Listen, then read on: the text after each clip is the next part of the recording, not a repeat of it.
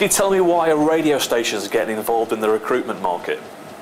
I think a radio station brings, the obvious one is creativity, and it brings fun, it brings a brand, a really strong heritage brand that's been around for a lot of years, so it's trusted, people listen to it, it comes right into their home, and so I think it's a lot more personal than job seekers going on to a very big national or global job site.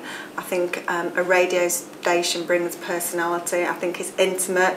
We've actually had job seekers writing to the presenters to thank them because they've actually found a job, they're happy, and they've sent in a personal email to the presenter, which speaks volumes. So in a way you're extending the kind of the trusted relationship that a radio station has with its audience, and using personality, using the sort of creative forum you've got to try and draw in people who wouldn't ordinarily be looking for a job. That's absolutely right. Yeah, it's actually a proven statistic that 72% of our listeners on air, if they hear something of interest, they will then investigate online. So we're using that power to drive job seekers to our job sites. Is it fair to say that the strategy here really is just to cannibalise the MEN's job market?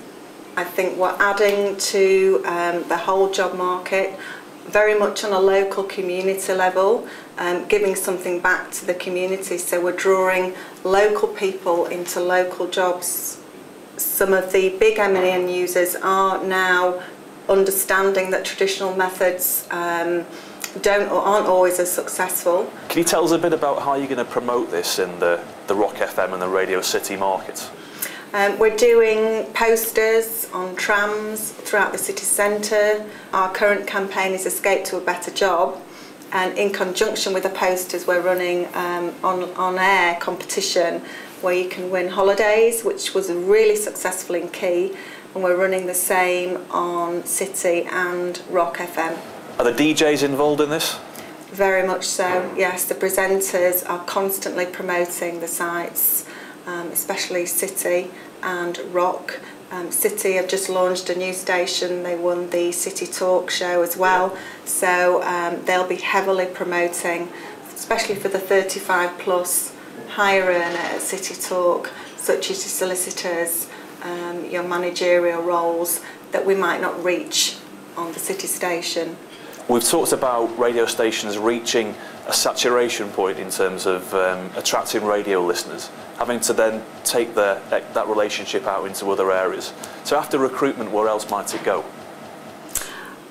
I would like to see in the future us taking advantage of the current hype around all the social networking sites, blogging, and really using these campaigns and perhaps viral campaigns in order to drive traffic to our sites and also job seekers as well. What sort of things have you got in mind?